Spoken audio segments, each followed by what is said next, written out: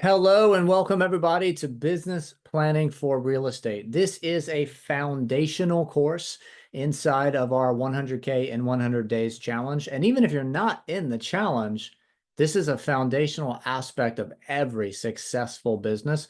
You have to have the right plan. You have to have a roadmap to follow to be successful. And so today we are going to cover business planning for real estate to help you set goals, create milestones to track your success towards those goals. We'll talk about business prioritization and how we balance out our life and our business and our everything else. And you will leave this call with a fully written, ready to execute roadmap for your specific tailored success. Now, in addition to this course, you should have the business planning for real estate workbook, which is going to allow you to follow along with the presentation and fill out your business plan as we go. Literally, we're going to teach you how to do it, and then you're going to do it as we go. So there will be zero questions after the call about what you need to do and how you're going to do it, because you're going to have a written plan for yourself tailored to your business. So let's dive right in. For those who don't already know me, I'm Walt. I am a top producing agent, real estate coach, a whole bunch of other things, published author, you name it. I just love helping agents succeed. And so I built this course to help lenders, to help real estate agents, to help anybody in the real estate space that is a commission-based business learn how to properly execute their roadmap. If you would like, you're welcome to scan that QR code. That will take you to my link tree where my contact information, Facebook groups, social profiles, website, all the fun stuff is there. I'd love for you to connect with me any way you want. If you do have questions after the call, again, scan the QR code, ask me absolutely anything. Let's dive right in. Here's what we're going to cover today. We are going to start really big picture. A lot of people think about a business plan and they immediately think, what's my annual goal look like? But we got to go a little bit differently if we want to be successful here. So we're going to talk about casting a strategic vision. What does that look like? Why do we do that? How do we put that together? Then we'll get into setting some real tangible annual goals. We'll talk about how we build milestones to track our success so that we never miss the goal. Planning and prioritizing for our business and our life. We'll talk a little bit about prospecting for your personality type, which is actually going to be the title of my second book that hopefully I get it published later this year. But this is the way that I coach individual agents to think about their own unique personality type, communication style, business philosophy, and how do we align the right prospecting strategies with that personality type. Now, if you're in the 100K challenge, we've got 5 core strategies that work very well for every personality type already built in, but you, of course, are welcome to select others that you want to add into your business calendar as well. We'll talk a little bit about leveraging tech, and then we'll talk about the lie that you've been told your whole life. We always like to end our coaching calls with that because it's super critical. And again, follow along with the workbook, have that open. And as we progress through this call, go ahead and fill that in. If you need to watch the replay and fill it in later, that's okay. But better to do it now and have a fully developed plan by the time the call is over. So why do we cast a strategic vision first? Why don't we just dive right into, let's throw some annual goals on the calendar or on the table? The reason is most professionals, they don't think long-term enough to actually create annual goals that matter and move them in the right direction. So this strategic vision that we're going to cast, which again is the first page of your workbook, we're going to tell the story about what we want this all to look like down the road so that we can then reverse engineer our success by creating goals that we know move us in that direction and milestones that we know will help us accomplish those goals. So the strategic vision is really meant to drive execution. It keeps you focused on why you're doing the daily work when sometimes the daily grind can feel like a grind. And at the end of the day, if you cast the strategic vision first, everything else funnels down from that. So what we're going to do, again, page 1 of the workbook, we're going to start with the destination in mind, right? I'm a Hawaiian shirt guru. Everything I do, whether I'm selling $1 million horse farm or a $100,000 condo, I do it in a Hawaiian shirt, right? That's just, I've been wearing them for decades. But if I was going to take a trip to Alaska, I'm not going to pack my suitcase just full of Hawaiian shirts, right? There might be some long sleeve attire. There might be a heavy coat, right? It's much different there. So I have to think about the destination, not the departure point. When we set our goals based on what we did last year, or, well, I'm brand new, so I don't really have anything to go off, we're actually planning from a departure point and not the destination. So we have to kind of fix our mindset a little bit. And the way we do this is we're going to tell ourselves a story about what we want this to look like. The question that I ask you to answer in the workbook is, if absolutely everything went your way over the next 5 years in your business, what does that look like for you? And we're going to get very specific with those details, right? I want you to talk about where you're at now, what you're doing differently, who you're with, how has your life changed, why has it been impactful, why did it matter? All this is in the workbook as you fill it out. But you're going to craft that story so that you know what you want to ultimately get to with the consistent recurring success of your business. From that, we will then walk backwards and we will create annual goals that move you firmly in that direction. So again, we're going to reverse engineer our success by setting goals that get us there. I call these BHAGs. If you've never heard the term BHAG, that simply stands for big, hairy, audacious goal. We are setting goals that are worth putting in the work for. We are not throwing ourselves a softball that we can knock out of the park on the little league. We're setting goals that matter, that we know firmly move us in the direction we want to go, and therefore they are worth putting in the work for. From that, we will start establishing monthly milestones. What are we tracking in our business to know that we are hitting the goals? We know that we are moving towards the success we chose to have for ourselves. This helps us hold ourselves accountable. And when we're putting in the daily work, we know exactly why we're putting in the daily work. We know how much daily work we have to put in. We have our calendar built out accordingly so that we can accomplish those milestones that feed into everything else. So in your guide, you're going to see the next few slides broken down on one page, right? I'm going to go through the nitty-gritty details of exactly how you break this down because I want to make sure you understand the math. It's not overly complicated, but it confuses some people. So we're starting, right? We've got our big strategic vision. We know where we want this to go. If you don't have that and completely filled out yet, that's okay. Refine this as you go. Now we're going to talk about an annual goal that moves us in that direction. So there are really only 3 market metrics that you need to know for yourself. This isn't something Walt Key can tell you. You need to know for yourself. That is, what is your desired annual income? What is the average commission that you earn on a deal? And what is the average sales price of a home in your market, right? So for example, real estate agents, your average commission might be 2.5 to 3%. Lenders and loan officers, your average commission might be around 1%, right? Whatever that number is for you is fine. If you have no baseline to work off of yet, I'm brand new, I haven't closed any loans, I haven't sold any houses, I'm not sure, use your industry average for now. And then as you start closing deals, if you notice that you're higher or lower, then you can go and you can refine this document. That is okay if you make adjustments to this as you learn and refine, but we got to have some baseline to work from. So how much money do you want to make? What's your average commission on a closed deal? What's the average sales price that you're working on in your market?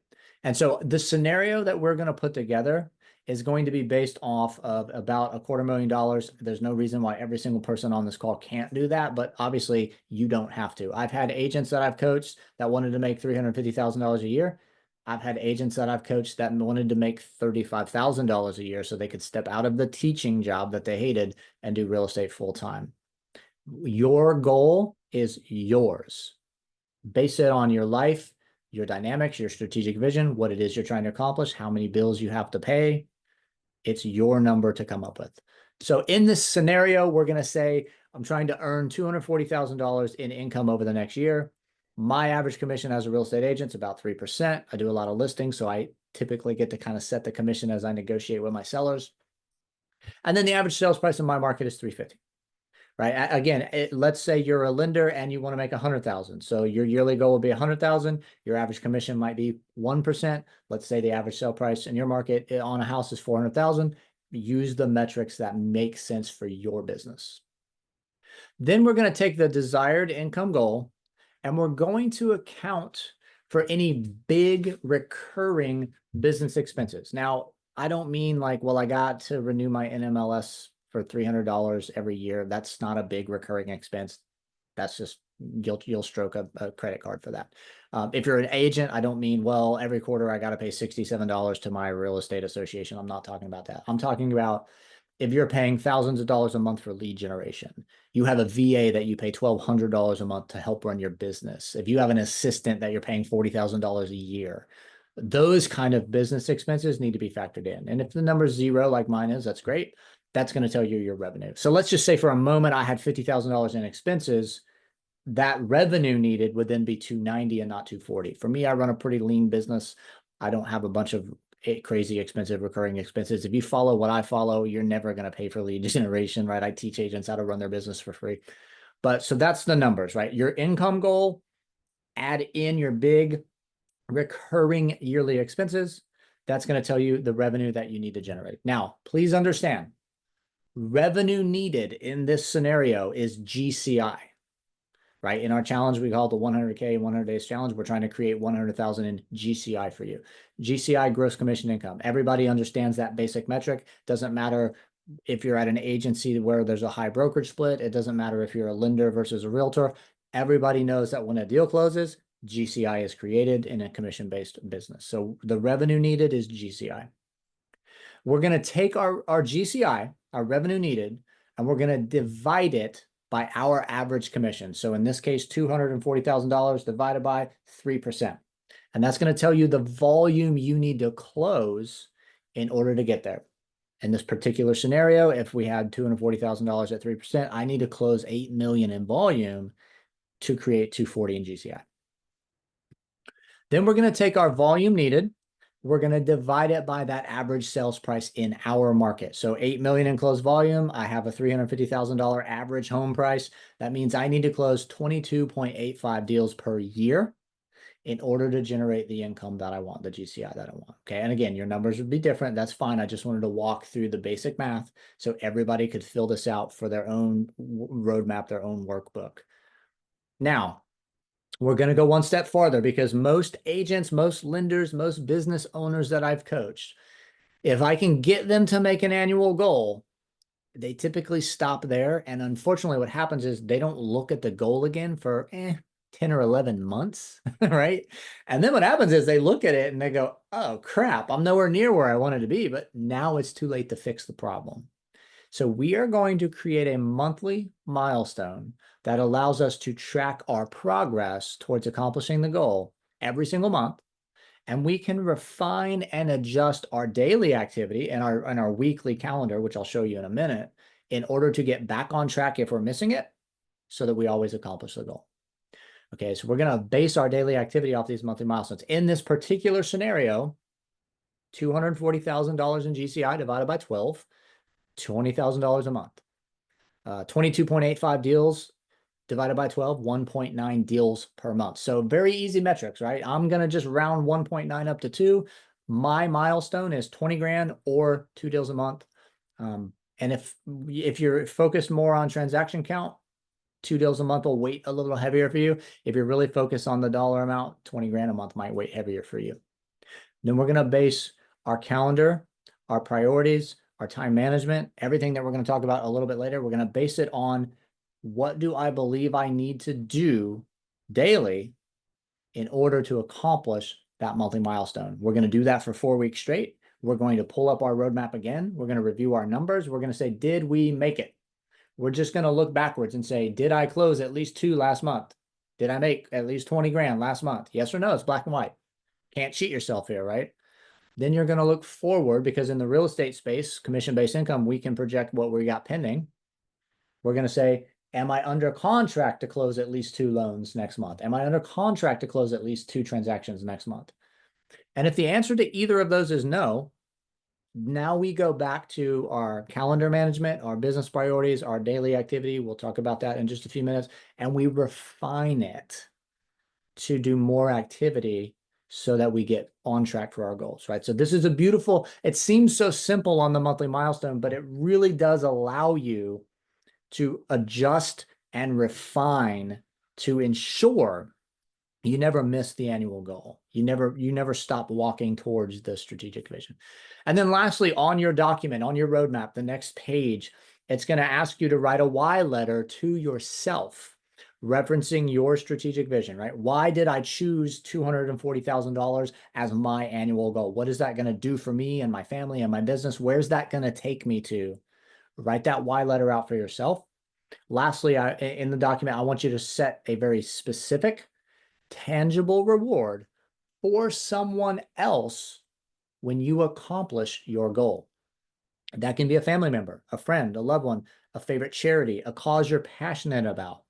But you are going to clearly identify, when I make $240,000 in 2025, I will do X for Y. I will take Y to X vacation. I will donate X to Y charity, right? You're going to spell it out. And then after you've identified the reward and who's getting it, I want you to muster up the courage to go tell them about it. Even if that means, let's just say you're going to donate $10,000 to St. Jude's Children's Cancer Research Hospital in your market. Noble cause. That means I want you to go to St. Jude's Children's Hospital in your market, and I want you to ask to talk to whoever's in charge. And I want you to shake their hand, look them in the eye and say, I am a local business owner. I have some very specific goals for the year. And I just wanted to let you know that when I accomplish my goal, I'm bringing a check for $10,000 to this hospital as a donation. And I wanted to look you in the eye and let you know it's coming. That will create a level of accountability unlike anything you will ever get from an accountability group or an accountability buddy. Knowing that there's some other reward for someone else at the end of your work, there's no better way to ensure you do the work. Because let's be real, the money doesn't typically motivate us. If I have a goal of making $240,000 for the year and 8 months into the year, I look at my numbers and I'm on track to make $197,000. Didn't really hurt me. I'm making $197,000. It's really easy for us to start cheating ourselves out of success. But when we've established a reward for someone else, now what's happening is we are imposing a negative consequence by not accomplishing our goal, because now I'm not just not making as much money, I'm now cheating someone out of the reward I promised them. And psychologically, that holds more weight because we never want to feel like we cheated somebody. We never want to feel like we failed somebody.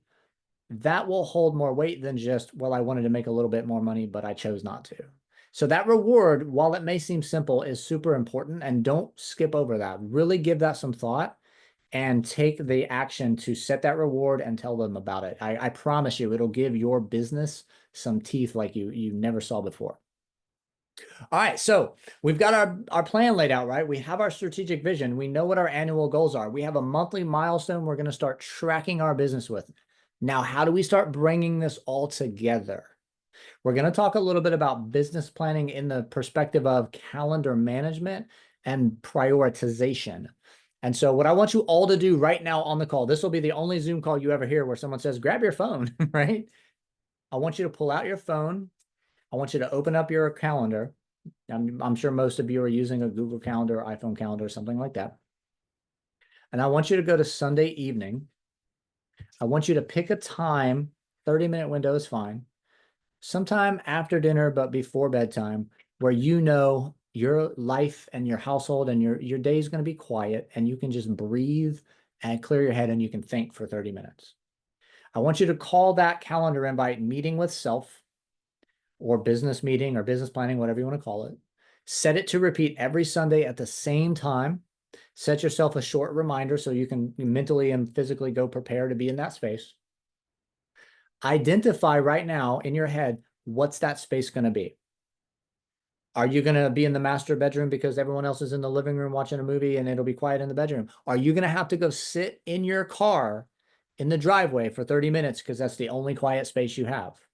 If you do, that's fine. Hey, listen, I got a wife, 3 kids, 5 dogs, 2 cats. My house can get chaotic. Go wherever you need to go to get that quiet space where you can clear your head and you can think.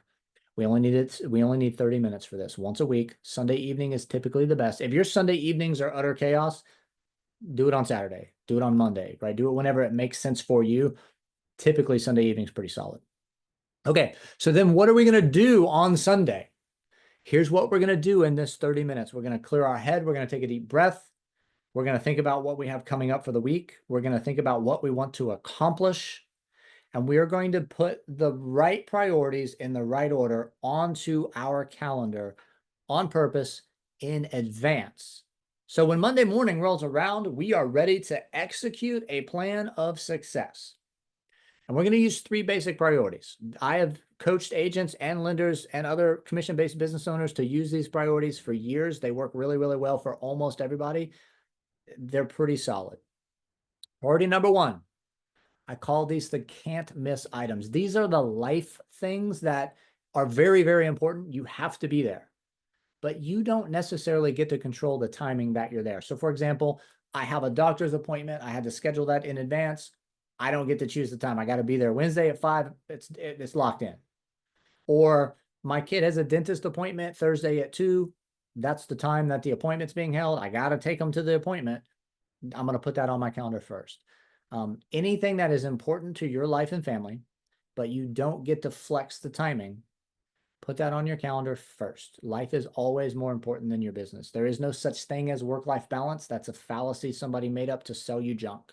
The best we can do is properly prioritize our life and our business on any given day. And this is what this does for us. After you've gone through the whole week and you've built out priority 1, I want you to go back to Monday and we're going to go priority 2. Now, priority number 2 is, I call these the must-do items. These are the core tenets of a successful business. You have to do these things if you want to have a successful business. So, active prospecting. What are you going to do in order to generate business that you can then nurture and follow up and close? What is your active prospecting going to look like? We're going to talk a little bit more about that in the coming slides. But if you're in the 100K challenge, right, we know our 5 core strategies at a minimum is going to be Facebook Marketplace, Facebook groups for sell by owners, open houses, strategic partnerships. We know we're going to execute those. You're welcome to add others if they fit your personality type better. But every single business owner needs to be generating business for themselves. Otherwise, you've got nothing to follow up with. You've got no relationships to manage. You've got no appointments set. So active prospecting is super critical. The next one is going to be follow-up. As I'm generating potential business, my follow-up is critical, right? So many people miss the follow-up aspect. The sales world is crazy about this, right? 80% of sales happen after the 5th attempt, but 92% of salespeople either never follow up at all or only follow up 1 time. So they're cheating themselves out of great business because their follow-up sucks. So we got to have time on our calendar for quality follow-up. And then you need time on your calendar for appointments. That can be listing appointments. That can be a buyer consultation. That could be a meeting with a strategic partner. That could be a coffee date. But we have to have time built into our calendar that we know we're going to be booking appointments into. Last but not least, we need some sort of time to wrangle the clients, to make sure the deal is going, to take care of all of the transactional things that I have to take care of to make sure we get to the closing table and get our commissions, right? Once we've done those 2 priorities, can't miss items, must do items, this is where we bring in the everything else, the want to do items. And this may sound silly, but it's actually really important for your own sanity. Let's say as you're building out your calendar, you want to take your spouse to dinner on Friday night. On Sunday, when you're building out your calendar and you think through this, put on your calendar dinner Friday 5 to 7, dinner Friday 6 to 8, whatever time frame, right? Put it on your calendar in advance so that when it's Tuesday and you're actively prospecting and you're on the phone with that brand new client and they're like, yeah, we're coming into town this weekend. Could we start on Friday night? All you have to do if you manage your calendar properly, say, you know what, let me check my calendar for you right now. That's a great service.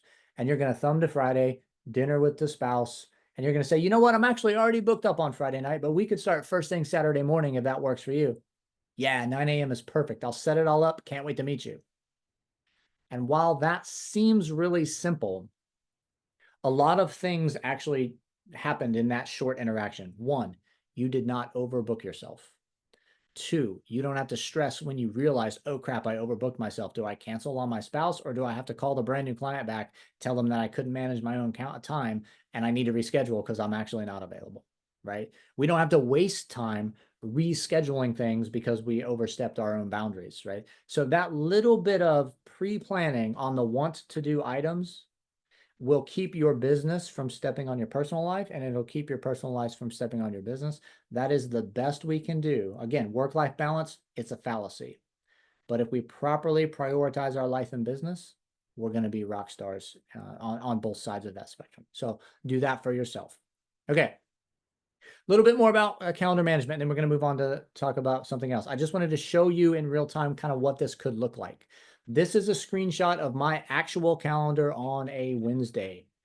Yours does not have to look like this, but you do not have to wake up at 5 a.m. to work out.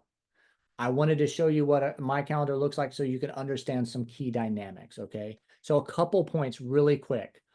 When you're blocking out time on your calendar, think in 30-minute increments. Don't put anything on your calendar for less than 30 minutes. If there's something you have to do and you think it might take 20 minutes, book it for 30. If you're going to have a conversation or a phone call or a Zoom, then you think it might be 40, 45 minutes, book it for 60. That's going to make sure you never are running around frazzled from thing to thing. It actually takes the human brain several minutes to fully transition from one primary task to the other. So we never want ourselves to just be frazzled at the end of the day because we booked too much stuff too fast and we never got a chance to breathe mentally.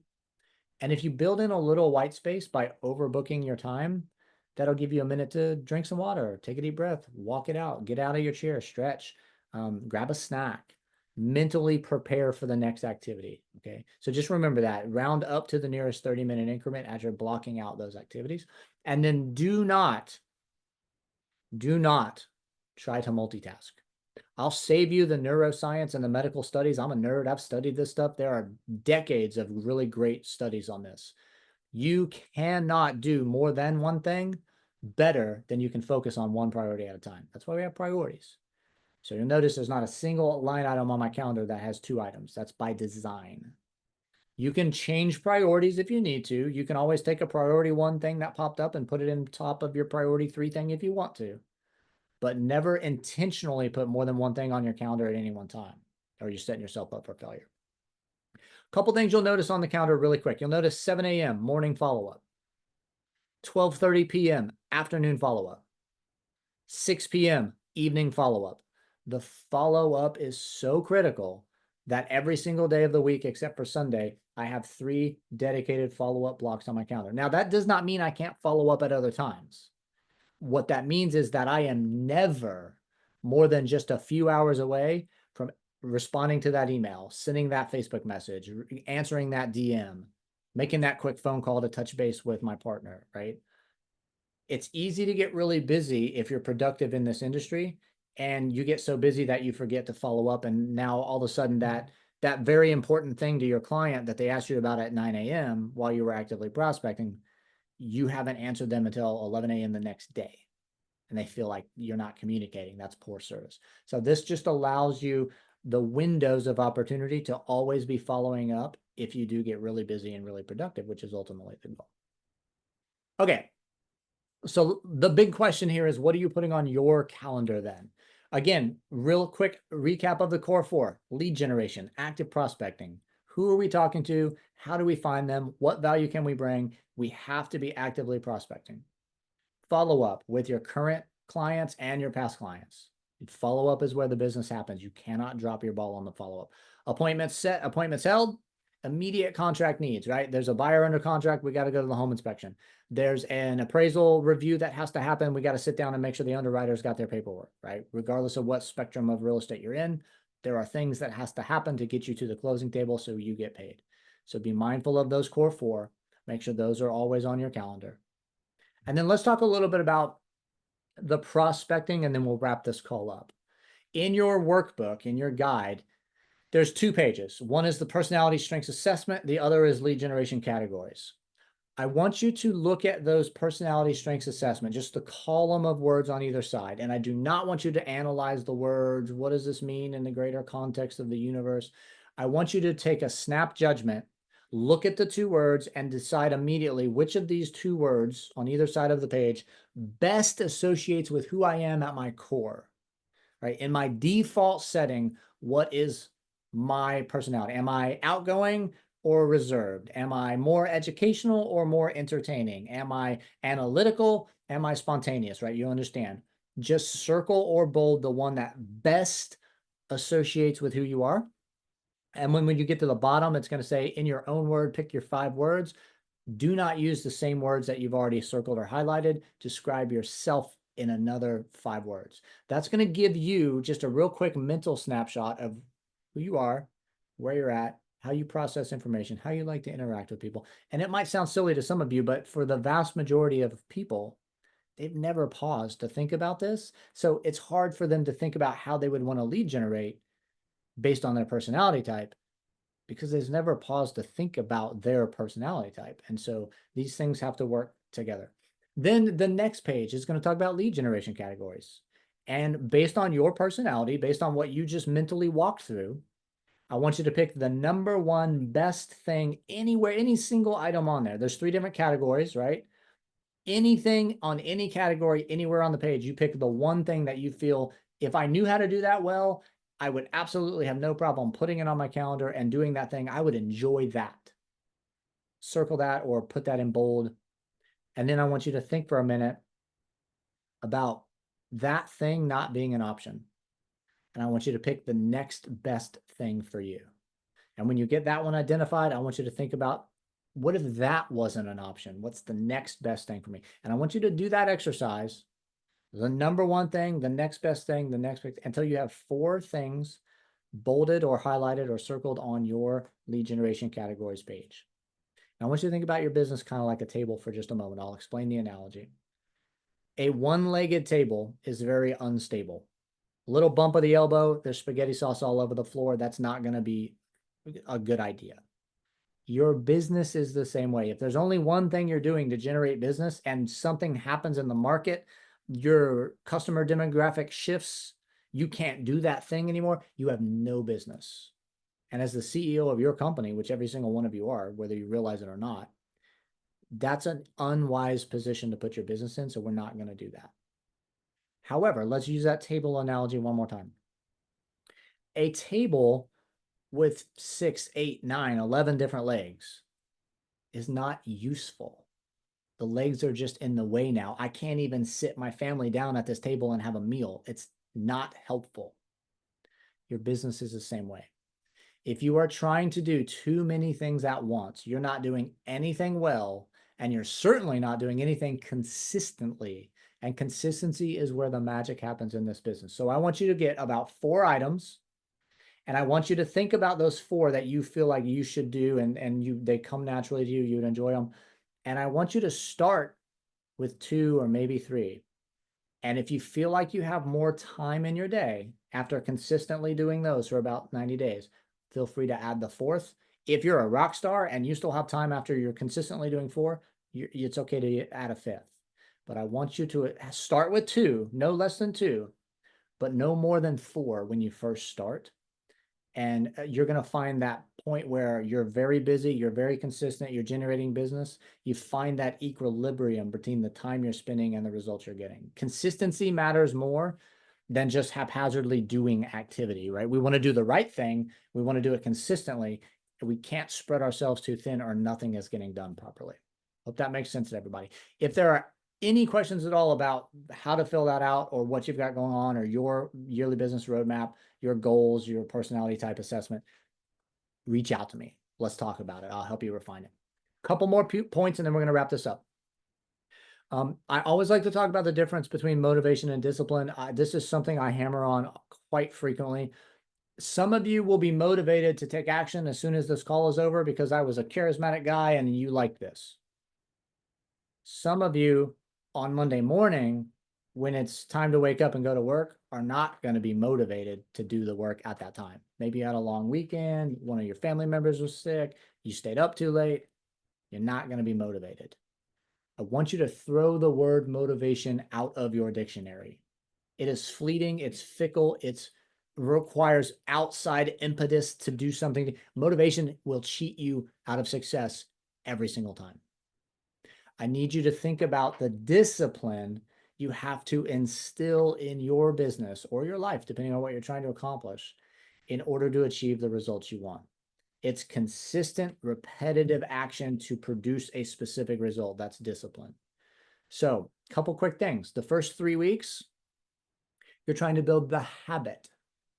Okay.